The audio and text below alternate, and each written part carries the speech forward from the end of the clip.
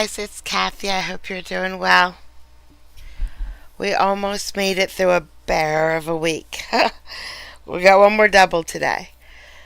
And then we made it through this week. Whew, it's been a week, guys. And Wednesday night, everything fell apart. Wednesday night at work, it was bad. It was a nightmare. It was like watching the Titanic slowly. Everything hit an iceberg on Wednesday night, and I couldn't understand what was going on. I couldn't understand why it was going so badly. Then I saw yesterday that Wednesday night was a full moon, and it's true. I mean, you can ask any nurse there is on the planet. You know, full moons. They're crazy. They make people crazy. They just do. And I didn't survive Wednesday night. I think I died a couple times while I was at work, actually. But whew. Effing Nan, where is she? Michael, how's your knee? Are you walking? Are you trotting yet? All right. I hope the premieres were good enough this week. But no more premieres for a while. We have a bear week coming up next week too, but it's not as bad as this week. There was just too many doubles this week. So next week it's much better. So I have a couple clips for us today that you shall enjoy. One of them, just one of them is pretty. I even had to bleep a few words out. We don't do that often, but I did. Except I didn't put the bleep in. I just muted the bad parts because I ran out of patience. Because there's too many of them. Here we go.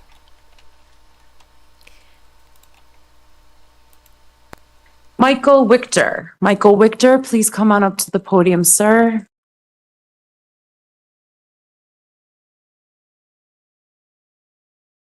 All right, this is 26T5685. Mr. Wichter appears here on summons. Mr. Duncan is kindly here from the District Attorney's Office to help us keep moving forward. Appreciate that. It's my understanding, sir, that you wish to plead guilty to added count 4, reckless driving, and that the other 3 charges will be dismissed. You're agreeing to pay a fine of $150, and you're accepting liability for any restitution that may be owed. Is that your understanding, sir? Yes, ma'am. All right. Do you remember going over this document in the other room? I do. Okay. You put your initials here and here? I did. Yes. All right. And then your initials appear down the side here. And is that your signature? It is. Yes.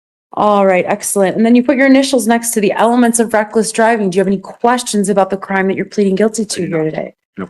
All right. What this document tells me is that you wish to enter this guilty plea here today, that you are not asking for a trial at a later date, where the district attorney would have to prove all the charges beyond a reasonable doubt to a jury or to a court, but that you want to go forward with this plea agreement here today. Is this what you would like to do? It is. Yes. All right. Is anyone threatening you, forcing you, otherwise coercing you to enter this plea agreement? All right. Are you under the influence of any medications, drugs, or alcohol? I am not. All right. Are you thinking clearly today? Yes, I am. Excellent. All right. And I am standing because I've been sitting for a long time, so I don't mean to seem more. Okay. All right. Blame you. Mr. Duncan, could you please kindly provide a factual basis and any information you may have as it relates to restitution? Good afternoon, Mr. Basilio. Mr. Duncan is helping out. It sounds like someone, the other party was making a turn at a green light, and Mr. Wichter here seems to have collided with her, and then sounds like he left the scene. He was charged careless driving for the driving conduct, and so he was charged leaving the scene and not meeting his obligations to report to police what had happened there. So I think the total points would be 28. The plea to reckless, which is 8 points, with the minimum fine, would be an appropriate resolution to the case. As far as restitution goes, I think the case is pretty new and I don't see we have any information on restitution, but I have sent that information to our restitution department to be proactive about that. All right, Mr. Wichter, is there anything that you want me to know about what happened? You don't have to say anything at all, but this is your opportunity to share with me anything you think would be relevant. I mean, I don't think it played out as I was ticketed, so I don't know if this is the right opportunity to talk about that, but no, I guess I'm good. So I mean, Okay. you want to hear about what happened? I'm happy to tell you. So. It's really up to you. This Okay. this is the point where you get to share what you think is relevant that Sure. the court should know. Okay, sure. You don't have to say anything at all. It's up to you. No, yeah, I will just mention that after I think that actually I was hit, and when we were on the road was not well lit, so I was moving up to a more well lit spot. They pulled up next to me, rolled down the window, and all I couldn't see a face. I saw a camera. Their phone shit was looking at me, so it was a little intimidating. I turned the corner to get to a place of better light, and they did the same thing. They pulled up next to me, and so a lot of weird people and crazy people in the world, so I wasn't sure what was happening. So that was the main reason I left, and I didn't realize I had no information to give the police, so that's why I didn't even think to call. I couldn't identify a car, couldn't identify how many people were in the car. It's but to avoid going through the process of courts and things like that, I want to get this taken care of, and that's why I pled guilty today. All right.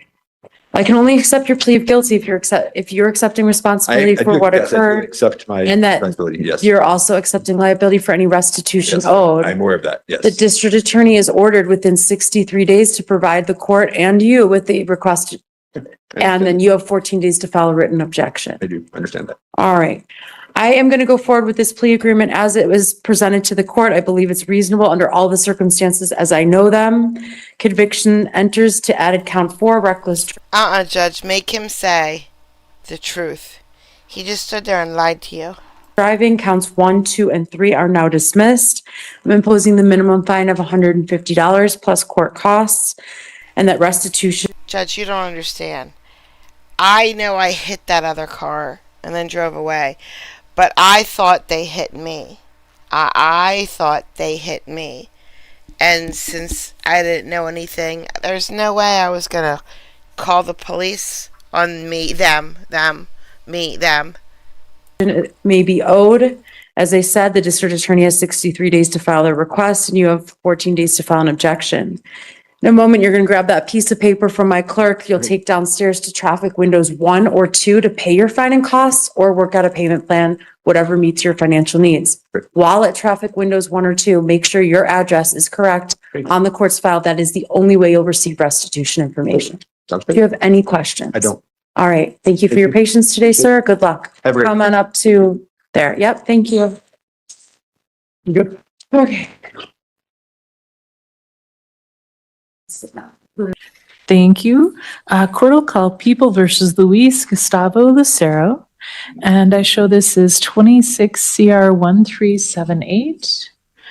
Mr. Gustavo Lucero, were you able to hear the video advisement or were you given a written advisement form? Yes, Your Honor. And did you have any questions regarding those rights? No, Your Honor. Okay. I show in your case that I have reviewed an affidavit in support of warrantless arrest in the case, and I did find probable cause for arrest.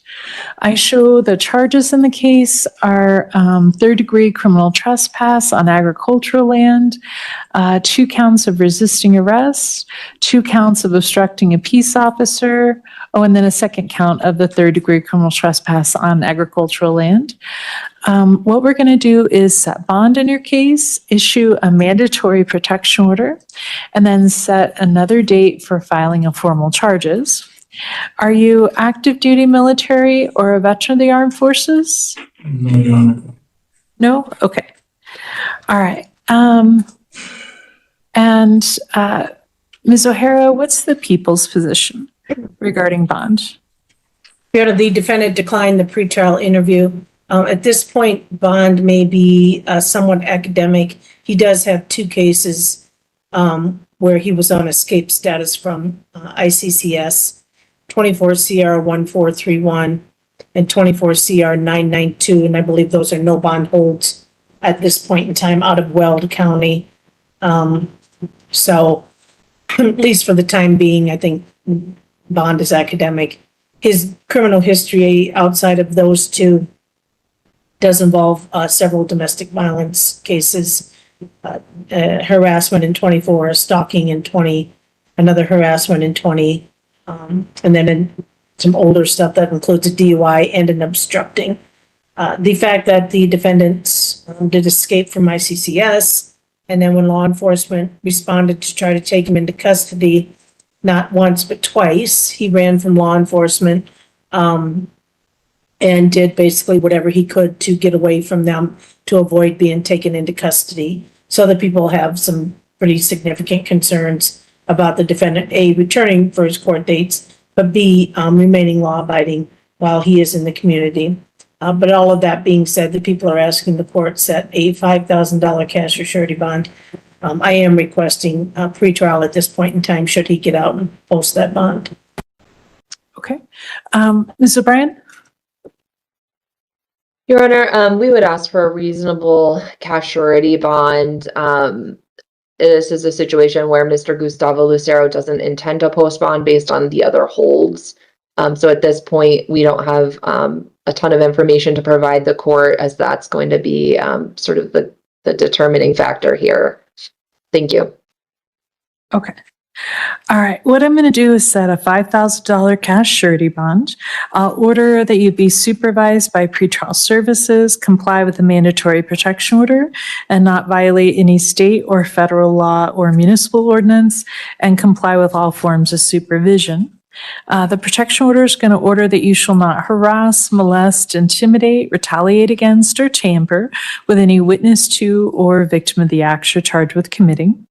We're going to go ahead and set this on for filing and charges. If you remain in custody, that'll be August 4th at 3:30 in the clerk's office. And if you post bond, it'll be August 10th at 3:30 in the clerk's office. All right, so we'll get to that paperwork out at the jail in just a few minutes. Thank you. Good morning, Jude. What's the in custody date? I'm sorry? What's the in custody date? I'm sorry, I didn't hear you. I think it was August 4th at 3:30, and they'll do that at the clerk's window, and then they'll give you that information at the jail with your return date. Thank you. Thanks. Jeffrey Trujillo. Okay. Court will call People versus Jeffrey Trujillo.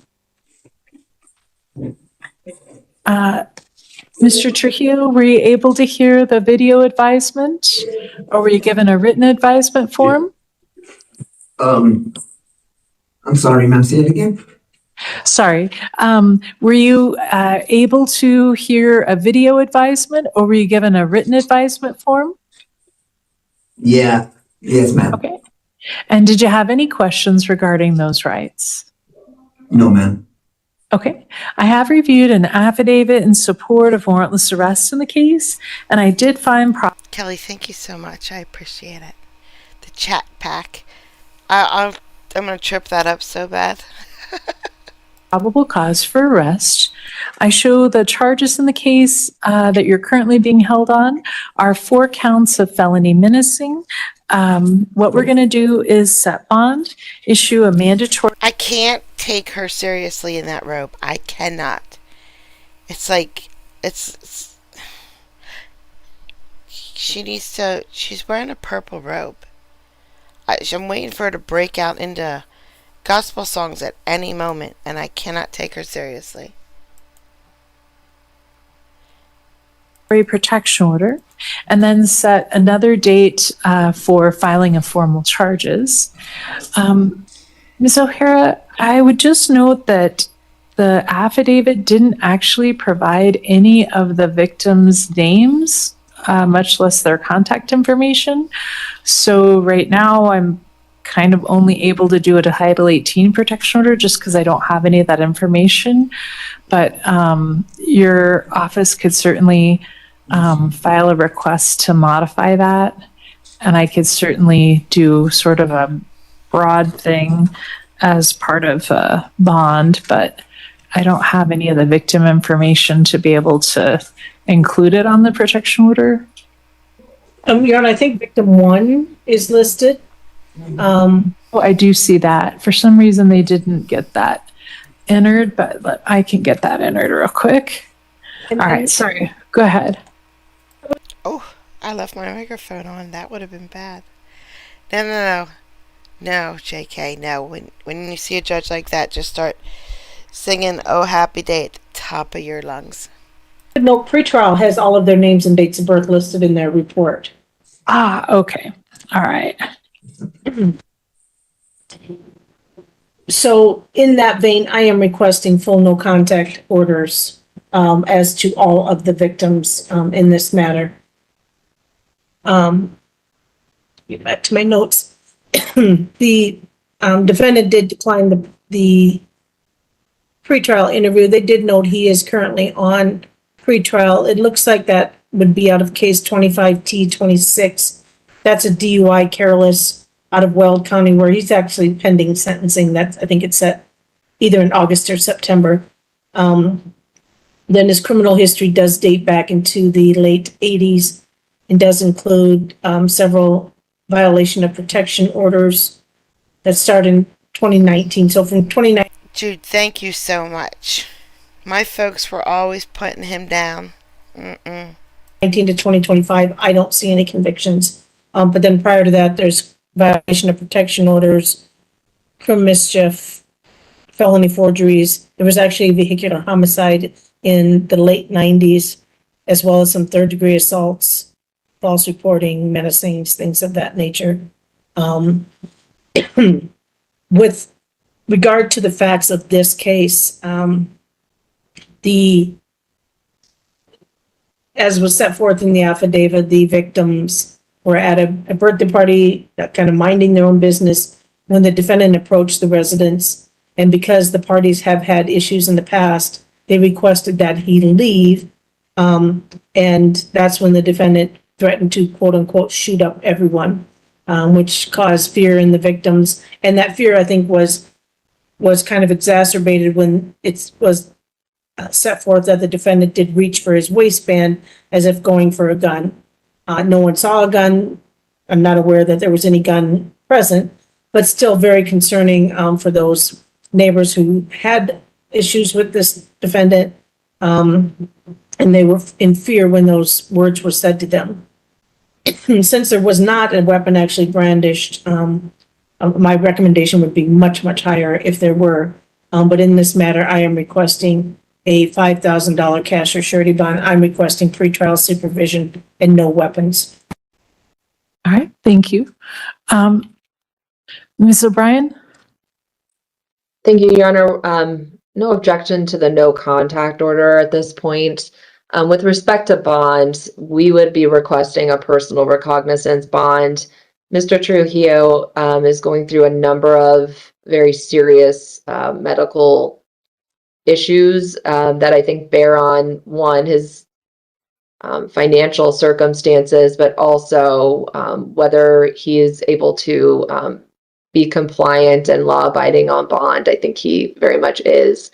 He is largely homebound. He is going through stage 4 liver failure and is on a transplant list for that.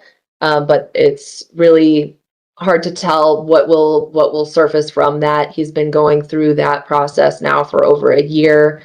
He resides with his caretaker, and she's also his payee for his only source of income, which is Social Security.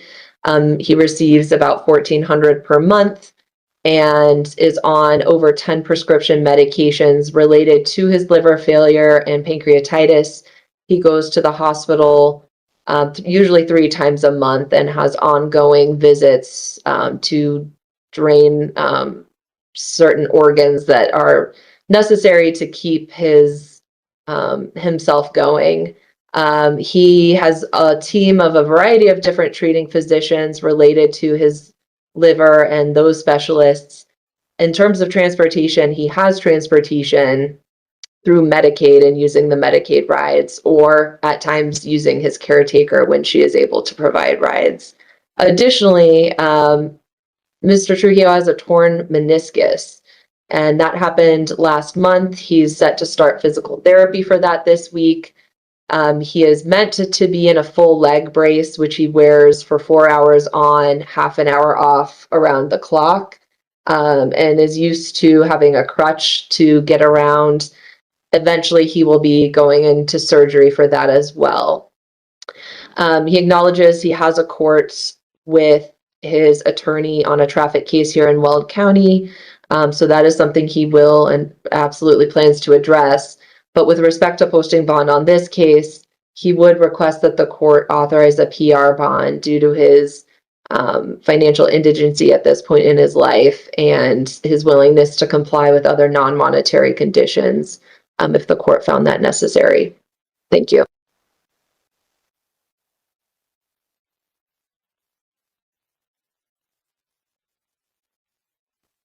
All right. I am going to issue a protection order regarding all 4 victims. That's a full no contact protection order. Judge, just listen to what you just said before you talk about bond. All 4 victims. Yes, he's sick, but Kelly's right. He was not too sick to have 4 victims. And don't forget, he has another case that he has to come to court for. Now, think of that and then tell us your bond choice. As far as the bond, the court is certainly sympathetic to some of the issues that he has going on right now.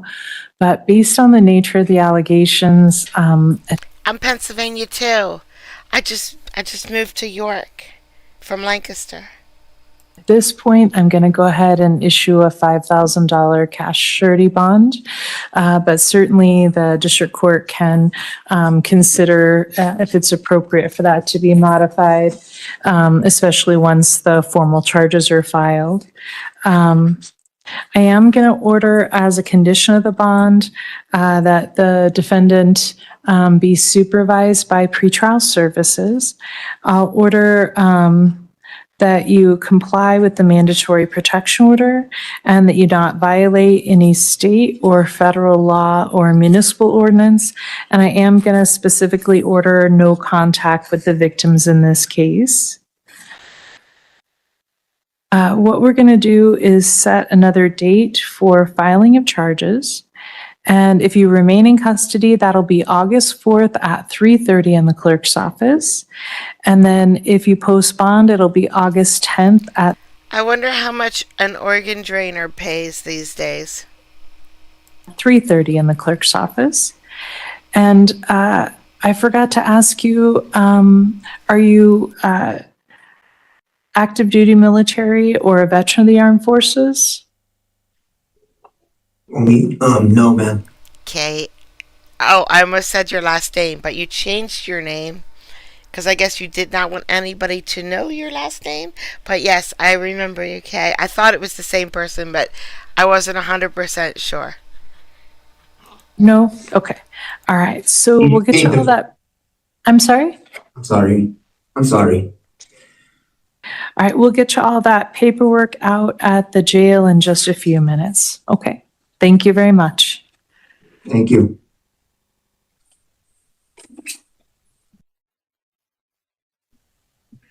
We're back on the other individual, Your Honor. Oh, thank you. Yes. Thank you, Mr. Dran. We'll go ahead and call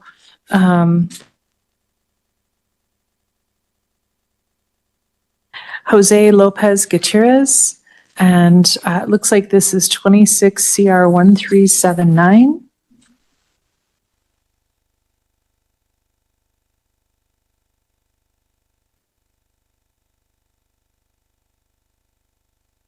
And the defendant wanted an opportunity to speak to the public defender. So the court passed the case for just a moment. And let me just get the rest of that paperwork. Okay.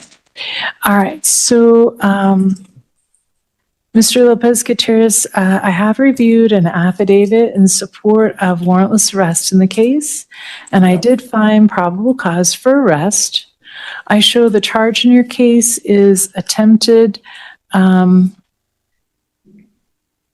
first-degree burglary and first-degree criminal trespass of a motor vehicle, harassment, criminal mischief, and then first-degree criminal trespass of a motor vehicle. What we're going to do is set bond in your case, issue a mandatory protection order, and then set another court date for filing of formal charges. Are you active duty military or a veteran of the armed forces? No, ma'am. No? No. Okay. All right, Ms. O'Hara, what's the people's position regarding bond and protection order? Your Honor, we are requesting a full no contact order. At this point, I don't believe there needs to be any exceptions. The defendant did declare. Jude, how are patients on full moons? Did you ever have any issues when it was a full moon? In the pretrial interview, they did note he is currently on parole. Looks like he may be on parole for a couple of cases. It may just be the one, I don't recall, I looked at it earlier, but he does have a 2024 felony motor vehicle theft, as well as a 2023 conspiracy riot, both of those class 5 felonies. Looks like he also has a 2020 felony trespass, along with a 3rd degree assault, which is an act of domestic violence. He does have a lengthy juvenile history, and I bring that up only because some of the things that were included within that were trespasses to motor vehicles and burglaries. So that's concerning that those are some of the same allegations as we have here.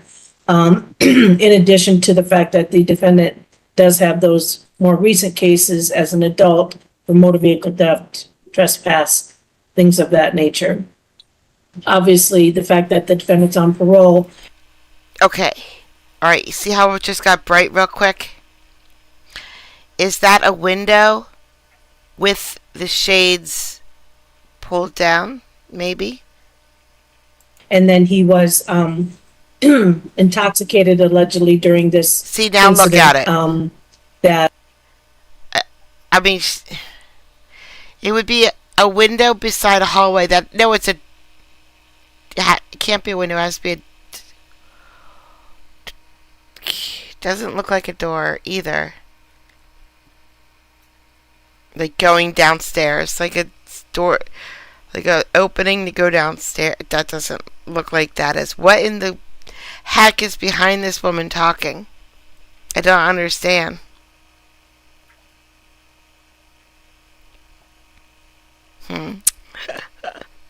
Yes, Jude.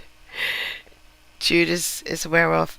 No, just because Wednesday was so bad.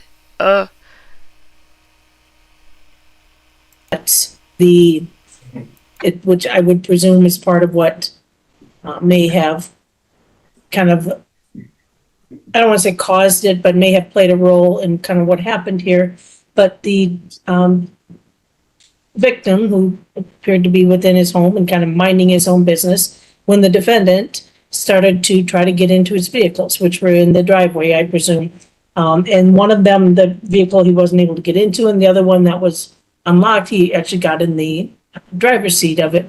And that's when the victim, Mr. Panzo, came out and confronted him. And the defendant, rather than simply leaving, got out of the vehicle he was trespassing and proceeded to hit Mr. Panzo multiple times. And after the victim then retreated to safety into his residence, the defendant continued to pursue and began to kick the victim's door several times, damaging it. All of that is very concerning. And it's one thing if he's at a party next door and doing what he does, but it's another thing when he kind of goes into another person's space and then takes that to the point of assaulting and trying to break into a home. So that causes the people. Monica, thank you so much for the cheers. Thank you. Some pretty significant concerns for community safety. So at this point, we are requesting the court set a $7,500 cash or surety bond. I am requesting pretrial with monitored substance use. All right. Thank you. Mr. Duran? Oh, I think you're on mute, Mr. Duran. Sorry about that. We are asking the court to consider a personal recognizance bond or a lower cash surety amount. Mr. Lopez Gutierrez lives in Greeley with his mother, brother, nieces, and nephews. They live in a house. He pays about $300 a month that he contributes to the rent. He also has some extended family in Thornton. He is going to IBMC to be a barber. He goes there daily, and then he also works with Alpine Staffing to do some temp work on the weekends. He is currently working on some community service in Evans. He is on parole. However, he is meeting with his officer. He has had no issues on parole at this point, and in fact, I confirmed with the deputy that at this point in time, there is no parole hold on him. And so while that may change, it would be up to his parole officer and likely be not likely, it would be a no bond, and so it would be the See, I'm absolutely fine with him contributing to the rent by robbing people. He went after this perfect stranger, and he was burglarizing this stranger's car, and then he started punching this stranger, and then when the stranger tried to get safety in their house, he was kicking at the stranger's door. He needs to stay in jail for a long time.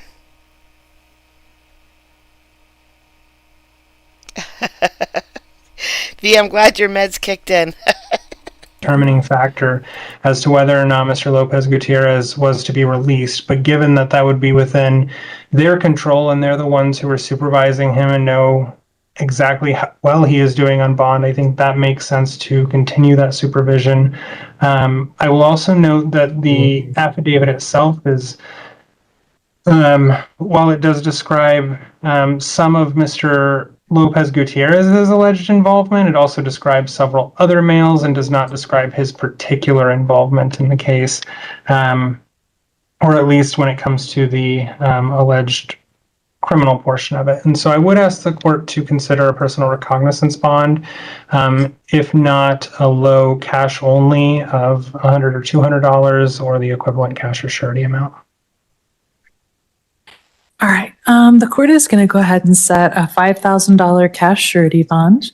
I am going to order as a condition of the bond that the defendant be supervised by pretrial services and participate in and pay for substance use monitoring, not possess or consume any alcohol, marijuana, or controlled substances, that you comply with the mandatory protection order, that you not violate any state or federal law or municipal ordinance, that you have no contact with the victim in the case, and that you comply with all conditions of any form of court-ordered community-based supervision.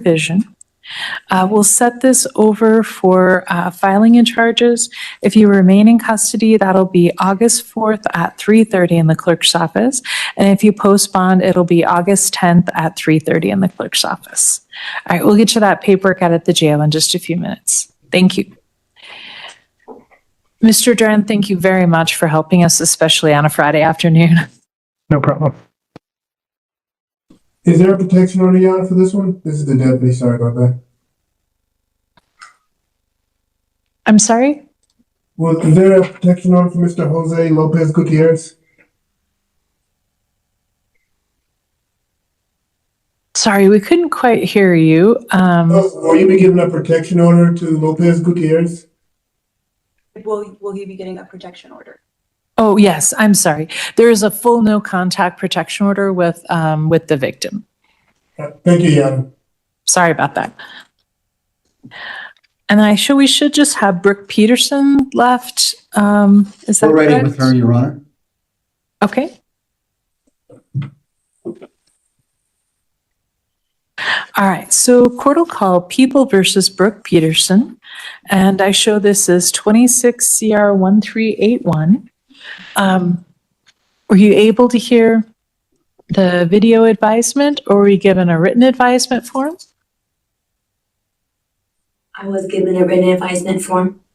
Okay. And did you have any questions regarding those rights? Okay. I have reviewed an affidavit in support of warrantless arrest in the case, and I did find probable cause for arrest. I show the charge in the case is second-degree assault on a peace officer with bodily fluids. What we're going to do is set bond in your case, issue a mandatory protection order, and then set another date for filing of formal charges. Are you active duty military or a veteran of the armed forces? No, Your Honor, I'm not. Okay. All right, Ms. O'Hara, what's the people's position regarding bond in the case? Your Honor, the defendant in this matter, give me one moment, did decline the pretrial interview. They did also note they did not have an affidavit. It looks like she's currently on probation out of Boulder. That's an attempted third-degree assault. She also has a 2026 conviction for harassment as an M1 and disorderly. It looks like she also has pending out of Larimer County a 25M case. That's a trespass as a petty offense. Then in 2023, there is a prior conviction for assault on a peace officer as a class 4 felony. And now we have an allegation of that same type of behavior that the defendant, when she was being basically booked into jail, became very combative and was not complying with. Yeah, but they have tasers. Like, they own tasers. They could have all just tased her at the same time. Particularly the victim, Ms. Miller's commands to do whatever she needed to do at that point in time. And the defendant began to kick at the deputies, but however, didn't make contact. It was after that the defendant, when the deputies were trying to control her, that she turned her head and spit on Ms. Miller. And as she was later being kicked Ms. Miller in the thigh. Your Honor, that is concerning, especially the fact that she has a prior for assault on a peace officer. And it wasn't just once, but it was twice within this time period of when they were simply trying to. She needs the old days a little bit, where the prison guards would just turn the camera, and then a couple minutes later she would have a bloody nose and a black eye. That's what she needs. Book her into the jail. So for those reasons, we are requesting the court set a $10,000 cash or surety bond at pretrial. At this point, I'm requesting a standard Title 18 because of Ms. Miller's position. All right. Thank you. Ms. O'Brien? Your Honor, we're requesting that the court authorize a PR bond in this case. Ms. Peterson acknowledges she's had a lot on her plate and a lot of stressful circumstances recently, but she wants the ability to be released from custody, return to her probation supervision, and try to make progress on what she's been working on recently. She had recently been unhoused, and so she's working on getting things together, and there's a lot of support she'll need from her probation supervision and community supports. She would be willing to comply with non-monetary conditions of bond, but she does not have money right now to post a cash or a surety bond. Hi, Crystal. It's been difficult even just getting bus passes and things like that. So she's working very hard to do what she can with what she has and wants to continue improving those circumstances for herself. But any amount of bond that is a cash bond or a surety bond is to her the equivalent of a no bond hold at this point. She just simply does not have those resources available to her at this time. Thank you. All right.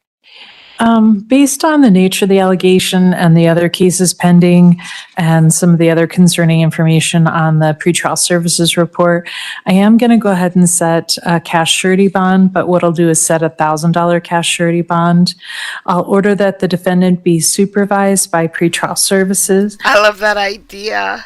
JK, I love it. That you comply with the mandatory protection order and that you not violate any state or federal law or municipal ordinance, and that you comply with all other forms of supervision.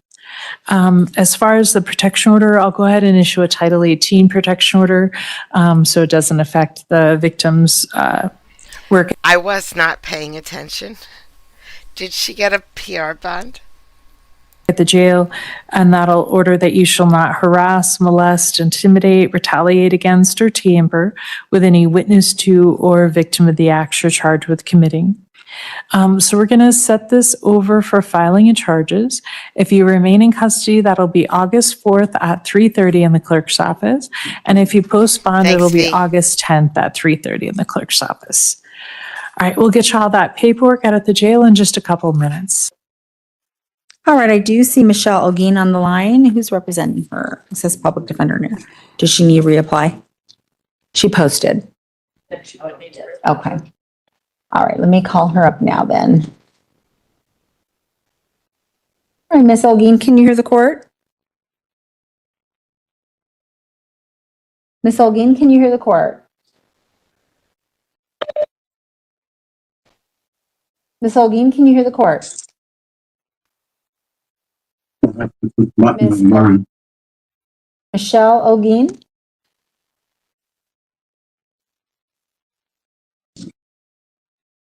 Michelle Ogeen, can you hear the court? Hello? Why are you pointing at me? Pointing at you. That's your video. You need to Michelle see me, Ogeen. not me. Hello, where am I? All right, There you go. Michelle Ogeen, can you see me? You see the court?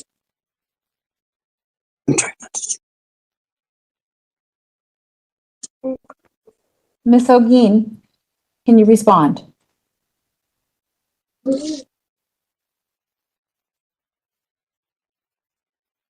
Can you respond, Miss Ogeen? I can see you. Can you see me? All right, well, Just so you know, she can hear the judge perfectly well. you're gonna have to log off and log back on again if you're not gonna respond. Can you hear us? I can hear you.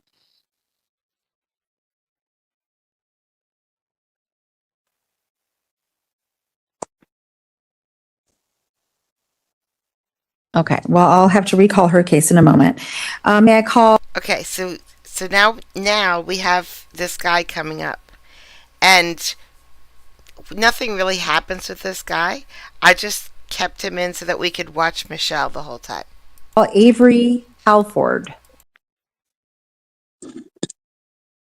This is 24T815, Avery Halford. Mr. Halford appears in court today for a setting. There is no entry of appearance here, sir. What is your status on counsel? I believe the last time you were in court, you were about to enter into a plea and then you changed your mind and wanted to hire counsel. What is the status? I wasn't able to afford counsel, so at this time, if it's possible, I'd like to just go forward with a plea, ma'am. Okay, let me see if I can pull that up again. It's in our system, but I reviewed it. Here it is. Let's see. All right, it says, it looks like you wanted to plead guilty to driving under restraint, outstanding judgment pursuant to 42-138, 1.5. The remaining counts would be dismissed. It would be a fees, costs, fine, no restitution. Is that your understanding? Yes, ma'am. All right. And do you understand you do have the right to remain silent? You have the right to have an attorney represent you throughout each stage of the proceedings. You also have the right to represent yourself. Yes, ma'am. You have the right to plead not. So we have a lot of people do things, smoking in court or wearing a hat when they're on WebEx or sleeping, laying down in bed. But like brushing your hair, brushing your teeth, things like that. That gets me the most. And she knows everybody can see her right now. She does.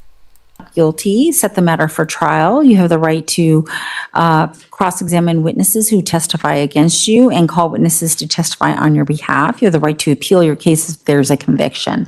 Do you understand all these rights, sir? Yes, ma'am, I do. And do you understand by entering into this plea agreement that you would have to waive those rights? Yes, ma'am, I do. Oh, Okay, very good. And did you go over all the elements and the possible penalties for driving under restraint in the last court appearance? Yes, ma'am, they did. All right. Do you have any questions about those? No, ma'am. All right.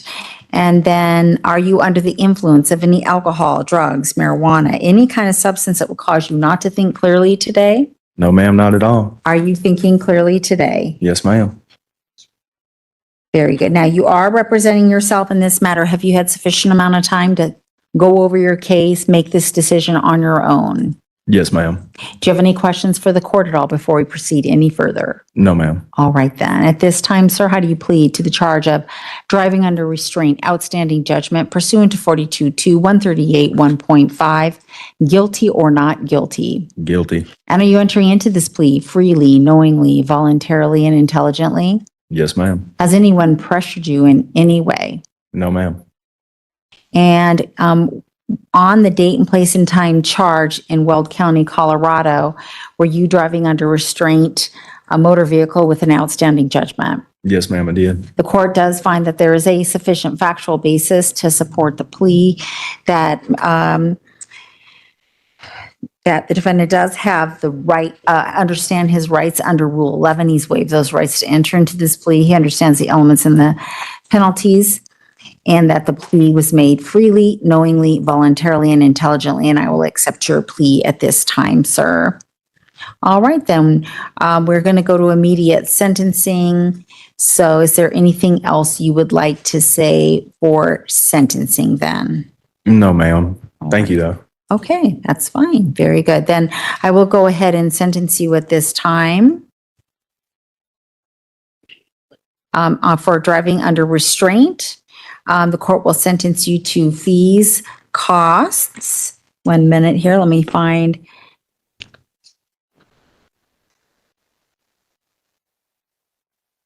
And I will, it'll be a $35 fine. No restitution. Okay? Yeah, that's fine. All righty. So we're going to get all that paperwork to you. You can take that paperwork over to the clerk of the court. Okay? And you can use a payment plan or pay it all at once if you wish. Okay? Awesome. Thank you, ma'am. All right. If you can wait a few minutes, we'll get that to you. Thank you. All right. Thank you, sir. Did you need to print this out? I just pulled it up. Okay.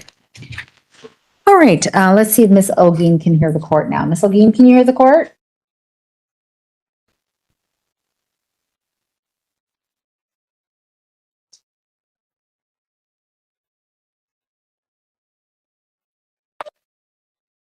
Ms. Olguin, can you hear the court?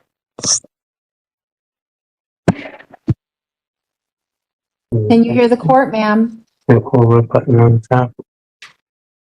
Who is with Ms. Olguin? Can you help me out, please, and tell me what's going on?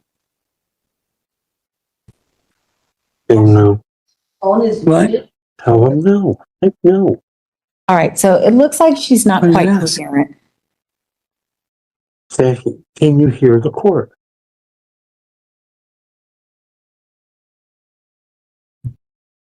Okay, so, sir, who is helping Ms. Olguin right now? Thank you for your help. I just need to see who that is that's helping. Because I can't help Ms. Olguin if I don't hear a response from her. You have to put the mute button and talk. You can't hear the court. All right. So Ms. Olguin is not responding at this time. And so the difficulty is it appears that she is You can't even see that. not Please coherent. log off and log back on. Sir? Sir? All right. Well, I don't know what that was about. So I am at this point going to find that she's failed to appear. She is out of it. It appears she's not responded. I call her name for the record. She lifts up, she hears me, and she stares at me and doesn't respond. And the gentleman next to her could hear very well and is telling her to respond to me. So it appears that she is not coherent. And I will have to find that she's failed to appear to court. So she has failed to appear. So what I am going to do with this case is issue a warrant, but I'm going to issue a PR bond on it so that she can post that and come back to court and be coherent. Let's take a look here.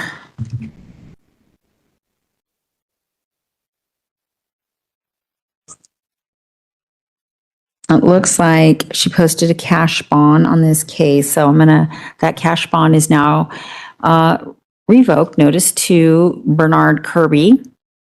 New bond set in the amount of $1,000 PR. She did try to make an effort halfway. Okay. Thanks. And warrant to issue. This is a 48. Your Honor, Yes. can you hear me now? Yes, I can, ma'am. What is? She could hear you before, ma'am. You weren't talking. Yep, look at that. She put a warrant out on her and all of a sudden, oh, Your Honor, can you hear me? What's going on? I'm not sure what was going on with the volume or why I couldn't hear you. All right, Miss Ogeen, I don't know what's going on, but I need to make sure you're coherent in court, okay? Yes. The other person next to you could hear her, and so I was a little getting concerned, so I'm gonna recall the warrant. I was about to find that you failed to appear. You must come to court and be coherent in court, whether you're on WebEx or in court, okay, Miss Ogeen? Yes. We are set today for a pretrial conference. You looks like you were able to post bond in this case. This is 25 T2874 for the record. And Monica, if you ask him to do a simple, easy 2-second chore right now, he'll go right back to bed. because you posted bond, if you would like to apply for a public defender, you're welcome to do so. You will have to reapply. The only time you automatically qualify is if you're in custody, okay? Okay. All right. So I am going to go ahead and reset your matter so that you can make that application if that's what you wish to do. Is that what you'd like to do today? Yes, Your Honor. All right. I will go ahead and reset your case so that you can make that application. Your next court date will be, and this will be final, this case is getting very old, okay? And so I would like you to be ready to go with your lawyer at the next court date. If you do not qualify for a public defender, you can try to hire a counsel or you have the constitutional right to represent yourself. So the next court date will be October 23rd at 3. Okay, ma'am? The guy with the beard is going to represent her, Your Honor. Thank you. October 23rd at 3. We'll see you back here on that date and time. See you then. All right. Thank you. Yep. Thank you. Have a nice day. I just think it's just a miracle how the warrant fixed her technology. Too. Thank you. Judge, I'm so sorry. Miss Kobos is here. Following offenses. There is one count, and that count is assault in the 3rd degree, alleging an enhancement of the domestic violence statute as a misdemeanor 1. And if found guilty of a misdemeanor 1, you could be subject to up to 364 days in jail and or a fine of up to $1,000. You have the right to remain silent. You need make no statement, and you should understand any statement you make can and may be used against you. You have the right to have counsel present during any interrogation.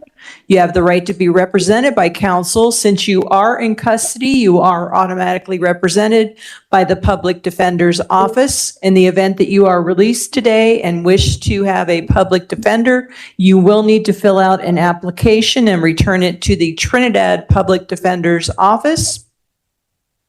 If you are found guilty while represented by court-appointed counsel at sentencing, a $25 public defender fee will be assessed.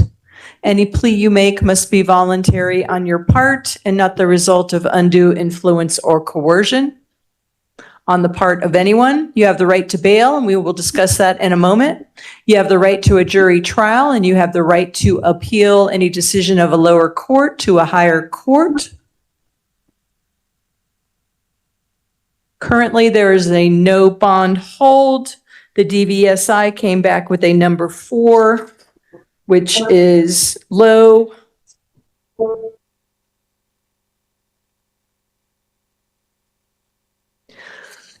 Ms. Waddell, do you wish to actually, sir, I need to advise you that there is a mandatory protection order in effect prohibiting you from having any contact with Jessica Cook. The court finds that the probable cause statement or arrest warrant does allege a crime involving domestic violence. Also find that it does allege a crime listed under the Victims' Right Act. You shall not harass, molest, intimidate, retaliate against, or tamper with any witness to or victim of the acts you are charged with committing. You shall refrain from contacting or directly communicating with the victim or witness. You shall vacate the home of the victim or witness, stay away from the home of the victim or witness, and stay away from any other location where the victim or witness is likely to be found. You shall not possess, purchase, or control a firearm or other weapon or ammunition. I will discuss with you a firearms and ammunition advisement on a separate writing. You shall not take, transfer, conceal, harm, dispose of, or threaten to harm any animal owned, possessed, leased, kept, or held by the victim or witness. There is no exception to this no contact order. Failure to comply with the no contact order could result in a misdemeanor 1 violation of a criminal protection order. And if found guilty of that, you could be subject to up to a $1,000 fine and up to 364 days in jail. Sir, do you understand this mandatory protection order as I have read it to you? Yes, All right, thank you, sir. I'm also going to advise you that you are prohibited from possessing or purchasing any firearm or ammunition for the duration of this order. You must relinquish any firearm or ammunition in your immediate possession or control, or subject to your immediate possession or control. You must complete relinquishment within 24 hours of today's date or within 24 hours of your release from custody, excluding legal holidays and weekends. The court may allow additional time for relinquishment based upon good cause. You must complete a firearms affidavit, which will be provided to you, and file it in the court no later than 7 business days from today's date. On the affidavit, you must identify any firearms in your immediate possession or control. If you do not currently possess firearms, then you must indicate that on the affidavit.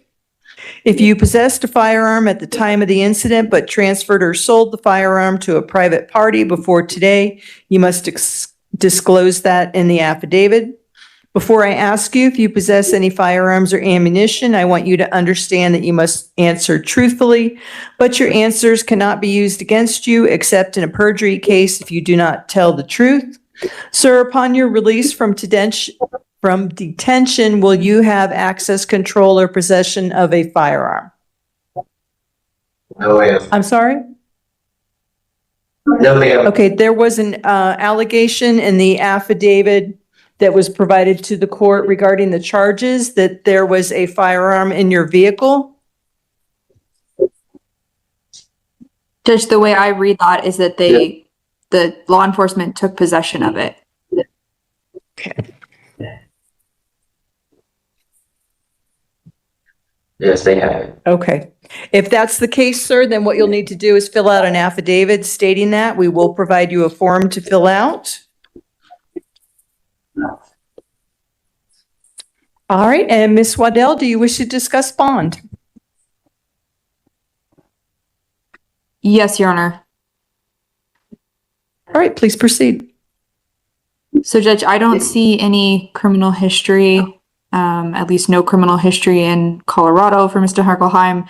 I will also note he is the person who called the police in this case, and there appears to be just 2 different stories, and the police happened to believe the woman in this case. So I find it frustrating that they only decided to arrest one person despite Mr. Herkelheim having injuries as well. So based on, I believe also reading this, they have separate residences. And so obviously he would be able to comply with the protection order. So based on that, this being a class 1 misdemeanor, the low DV score and his lack of criminal history, I would ask for a personal recognizance bond. All right, thank you. Mr. Chow? Good afternoon, Your Honor. First of all, I want to acknowledge that the victim is in the courtroom, and if Your Honor wish to hear from her, I'd request Your Honor to hear from her regarding the bond first. Okay. Jessica Cook, can you hear me? Yes, Your Honor, I can hear you. Can you hear me? All right, thank you, ma'am. There's a request by counsel for Mr. Heichelheim to release him without having to post a bond. Do you have any comments or anything you'd like me to know about that request? I do, Your Honor. Thank you for the opportunity and allowing me to speak. I would just like to note for the record, I do find counsel's previous statement very offensive, and her assumptions and personal feelings in regards to her client and his condition. But I would just like to note that for the record. Your Honor, I do ask that the court does impose the highest applicable bond amount. There are a lot of extenuating factors that were not addressed. And if I may, I would like to lay those out for the court.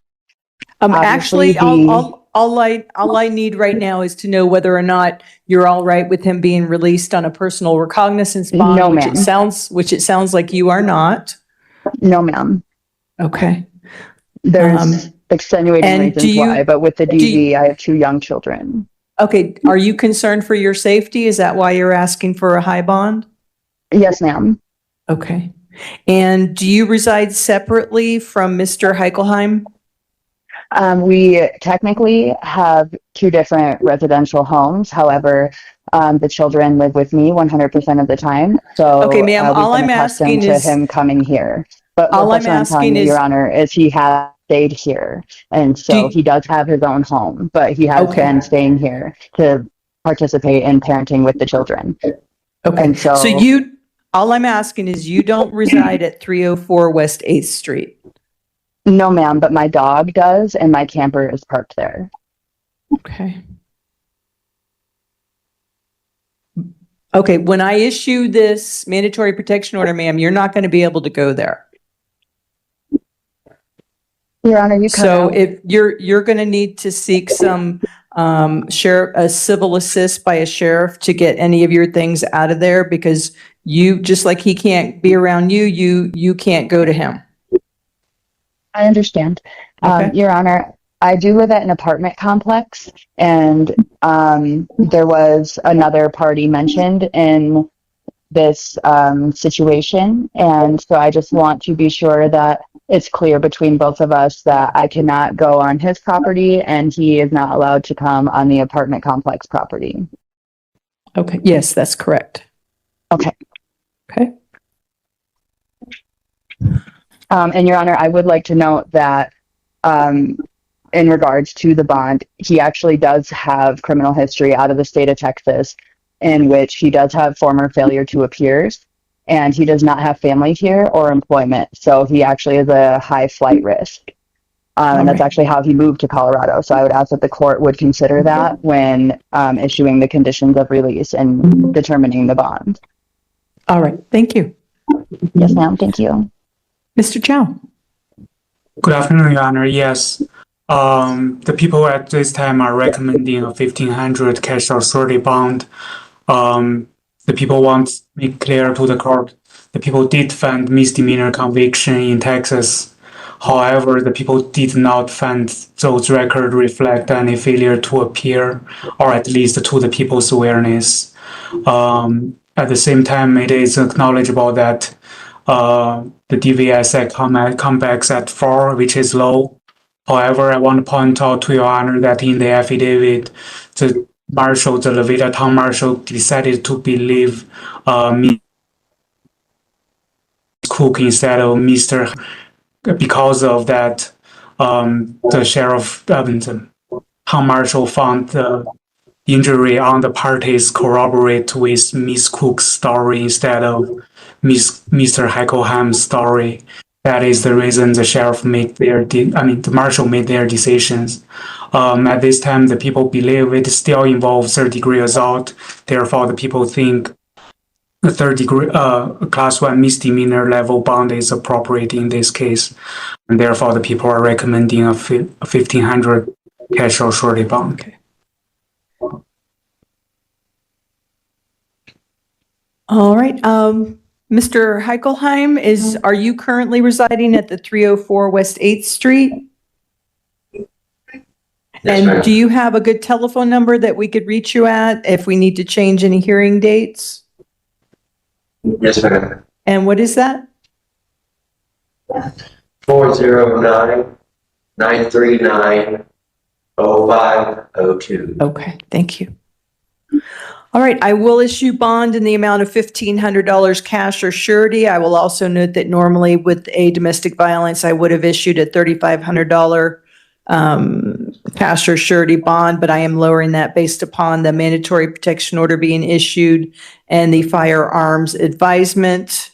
The next hearing date for compliance with filing the firearms affidavit is August the 11th at 2 p.m. in person in county court. That's courtroom A.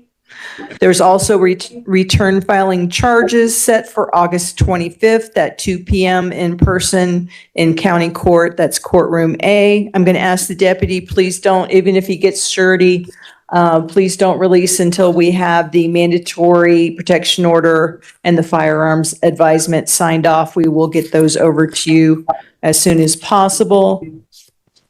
All right. Thank you, sir. 1295 Ryan Spillman. Spillman.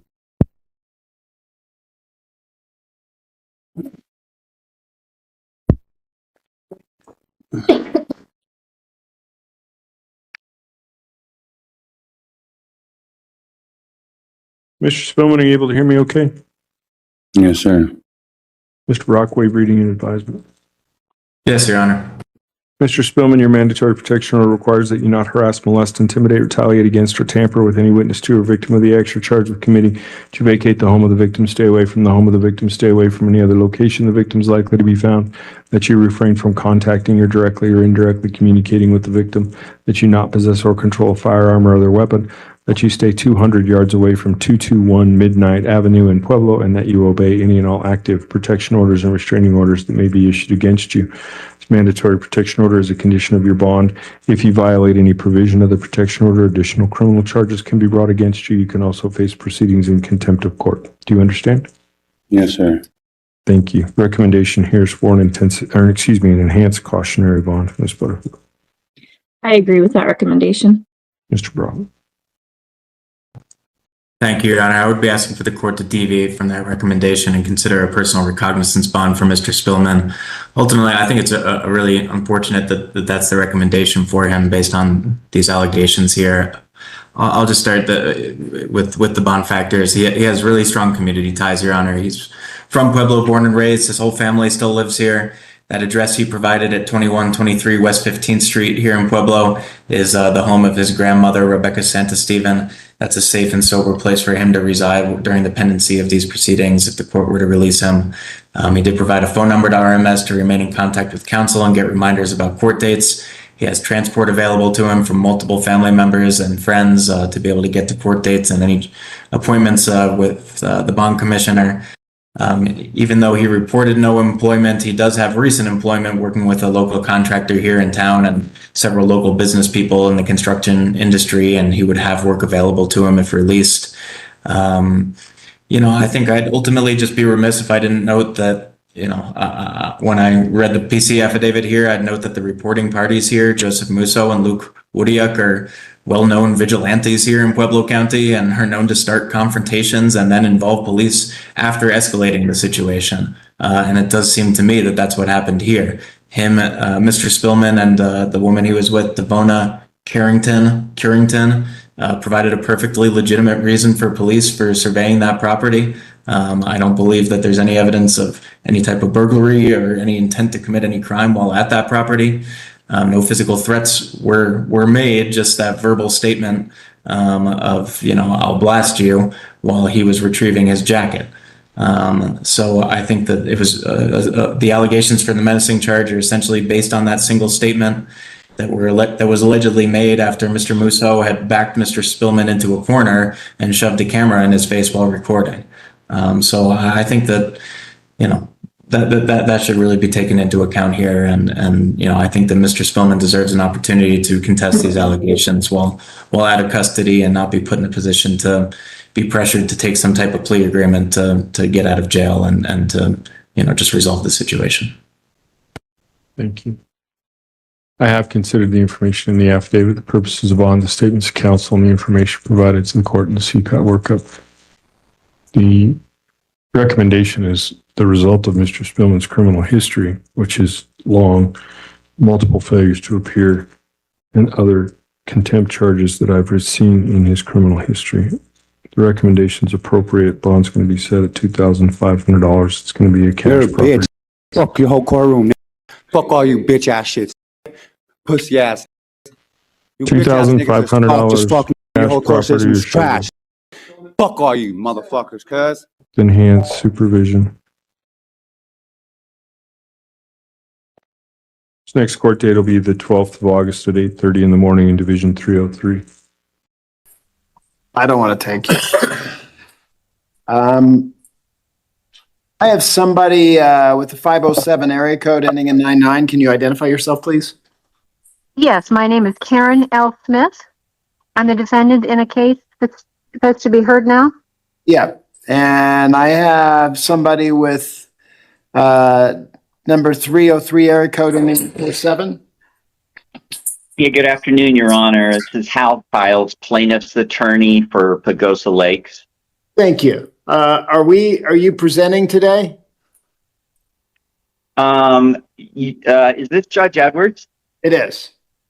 So, Judge Edwards, this is the continuation of a pretrial that was held on March 20th. You had directed the parties or given them 30 days to submit briefs. Plaintiff submitted a brief on April 17th. The defendant did not, but she did file a letter in response to our brief on May 1st. And then the court got it. Wanted to set the matter for trial. So I feel like this is a continuation of the pretrial that was held in March.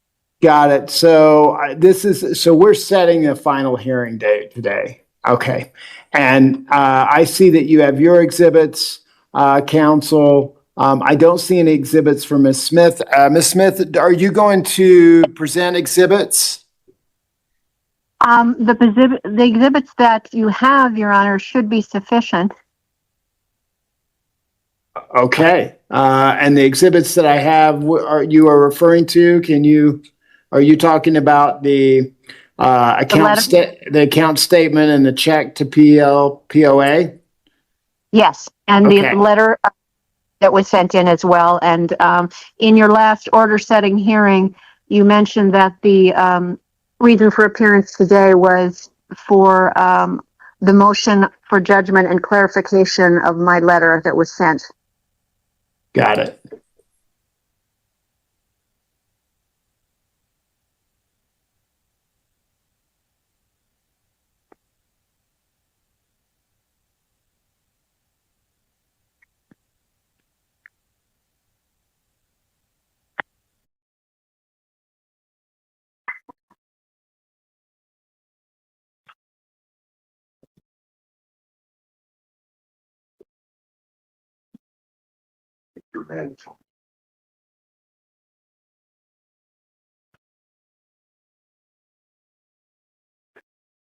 Okay, Mr. Kiles, can you tell me, based upon that letter, I assume that you've read, and where your client is at this time? Well, Your Honor, this case was filed in December. The defendant filed an answer in January and submitted a cashier's check with a restrictive endorsement that the plaintiff refused. That check was returned. She paid the amount to the plaintiff for the assessments through the end of December of last year. However, she didn't pay any of the attorney's fees that were clearly specified in the complaint that she was served with in December. She's relying on one of her exhibits is the account statement from December of last year. That account statement clearly specified that if the account had been referred to the attorney, that the balance reflected on the statement is likely not accurate. And she's relying on that statement, even though, in plaintiff's opinion, it supports our position.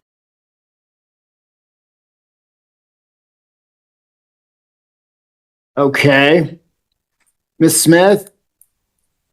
Yeah, by contrast, Your Honor, the invoice clearly states the amount due by the end of the year, and that amount has been paid in full. And when was it paid? Originally I think in January, but then because of the restriction that was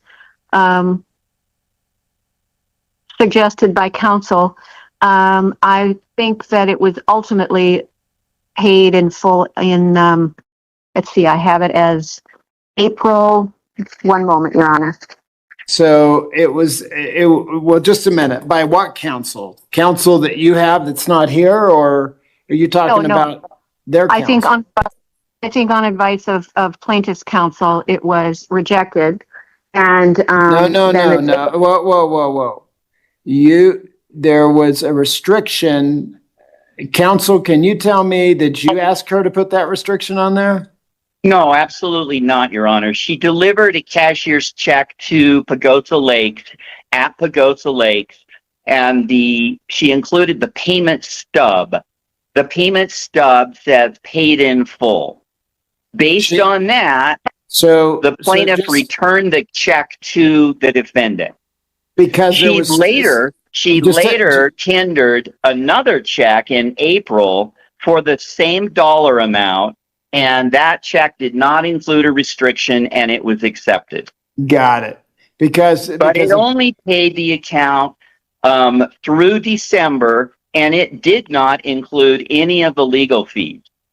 Got it.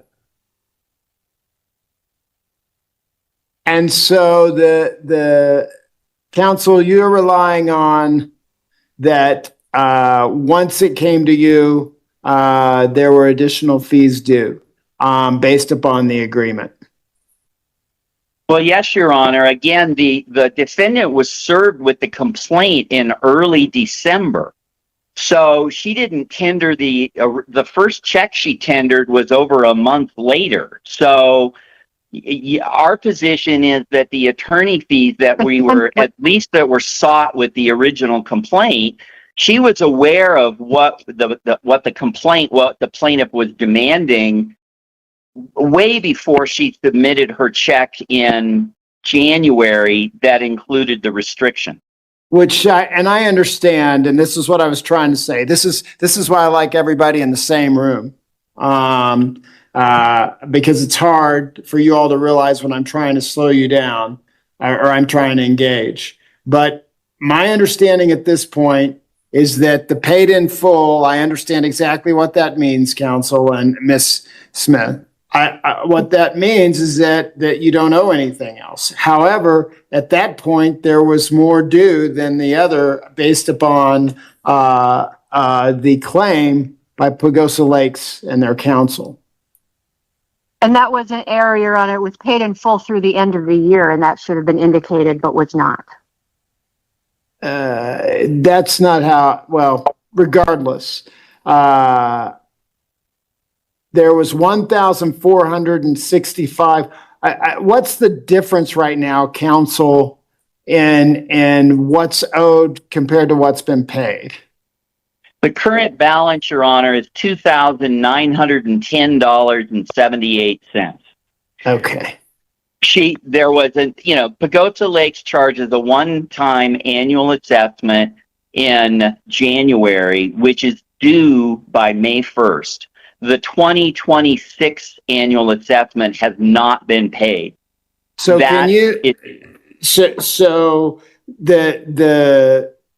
what the court's needing is a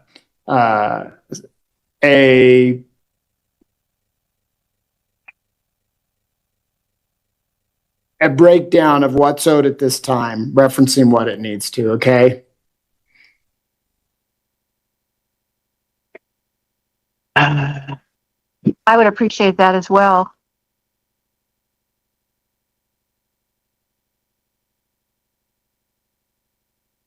I'm looking to see what was included with my motion or my plaintiff memorandum that we filed on April 17th. Yeah, I see. So I have an exhibit 5 and an account ledger, right? Well, exhibit, Your Honor, all of the current balance is, the court has the information it's asking for.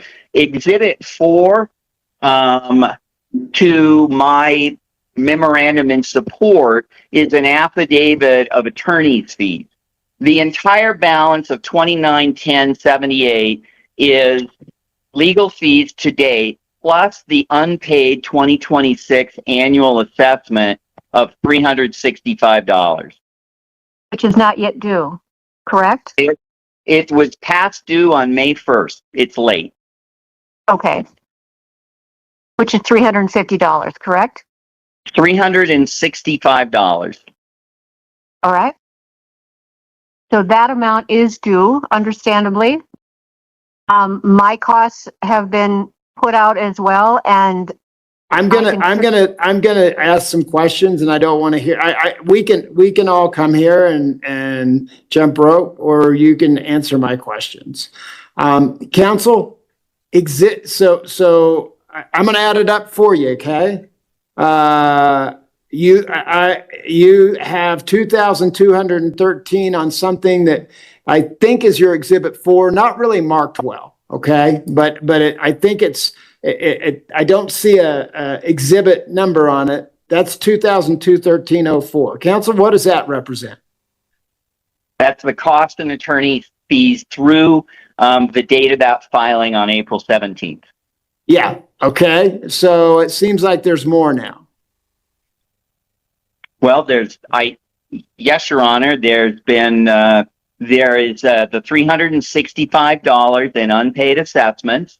That's not, I'm asking for attorney's fees right now, counsel. The total attorney fees to date, Your Honor, are $2,510.97. Okay. 2,510.97. That's correct. There's not a number on any paper in these filings that have that, right? No, Your Honor. Okay.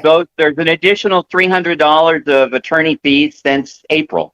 That's fine. I'm trying to get it right, counsel. All right. I understand. And then the other is, so those are attorney's fees to date. Yes, Your Honor. Okay. And then what's the other amount that's due? It was due May 1st. The annual assessment of $365. Okay. And that gets us to $2,875.97. The remaining amount is late fees and interest that have been charged by the association.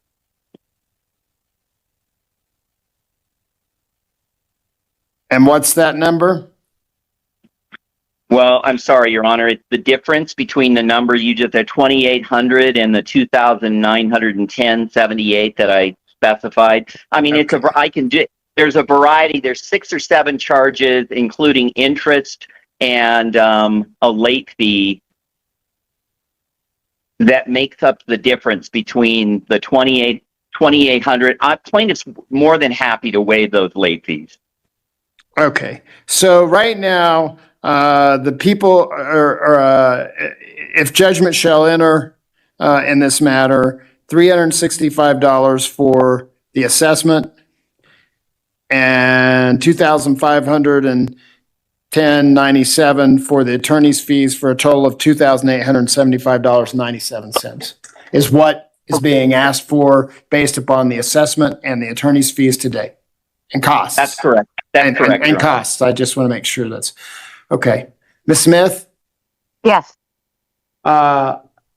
That's what they're asking for. Do you have anything that the court you want to consider? Well, Your Honor, I've owned this property for over 30 years, and I have made all of the payments to date. I do get behind occasionally. I apologize. I missed this last assessment. However, that between all the costs that it's taken me to respond to this suit as well are considerable. And so basically, I feel like we're at a wash, and that's why I've requested dismissal of all without any award to either party. Your Honor, I have to respond to clarify something that the defendant just said. She said she's missed one annual assessment payment. That's not true. She hadn't paid up until the payment that she made in April. There had been no payments since 2022. Thank you. 4 years of unpaid assessments. That is correct. My error. Yes. Most Okay. recently, the one in 2026. Okay. So it sounds, if I'm understanding right, and you can weigh in, Ms. Smith, but I'm going to ask counsel to do so ahead of time. There's essentially almost 3.5 years where she was provided an opportunity to catch up without going to legal. That's absolutely correct. Okay. All right. Is there anything else, Ms. Smith?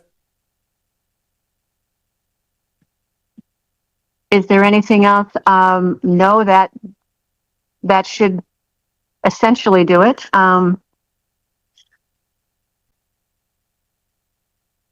But I've gotten caught up before, and that's just the way bills go sometimes, Your Honor. I understand.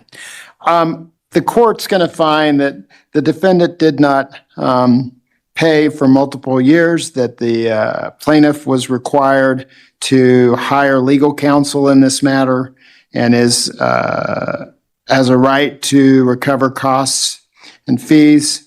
There's an outstanding $365 assessment, and there is an outstanding balance that the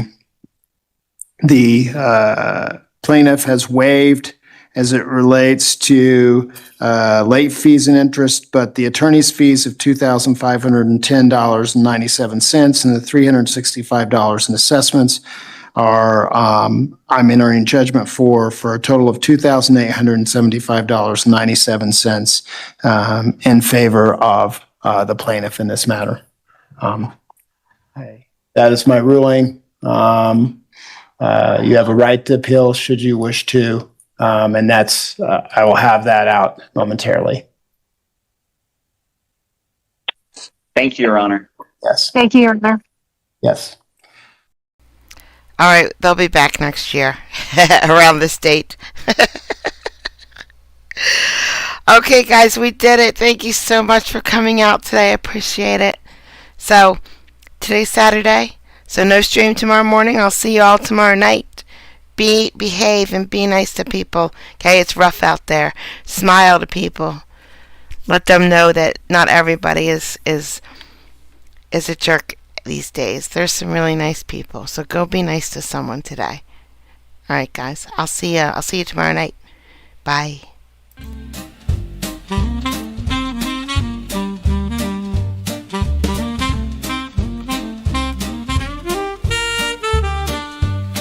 Well, I thought I'd write a happy song. I found a chat room where I belong. You don't know how much it means to me. With such a groove, I'm less lonely. Oh, Kathy's the creator. She's leading the way. At Court Vibes, we laugh and we stay.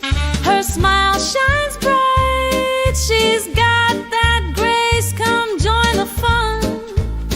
It's a welcome play. I can count on distraction from my pain, 'cause this creator takes you there and back again. Kathy is the heart here, always in stride. Her work is hard, but her joy she can't hide.